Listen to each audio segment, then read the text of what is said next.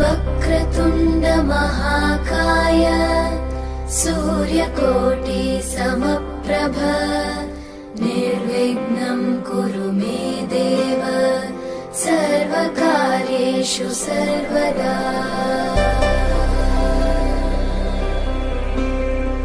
वक्रतुण्ड महाकाय सूर्यकोटि समप्रभ निर्विघ्नं कुरु मे देव सर्वकार्येषु सर्वदा।